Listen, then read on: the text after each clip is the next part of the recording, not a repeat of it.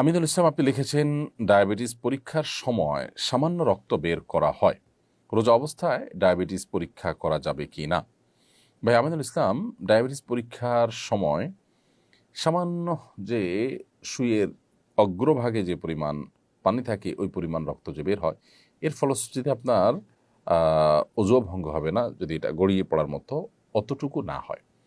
আর যদি বড় এক ফোঁটা হয়, যেটা আসলে গড়িয়ে পড়ার মতো হয়, তাহলে সেক্ষেত্রে রোজা ভঙ্গ হবে।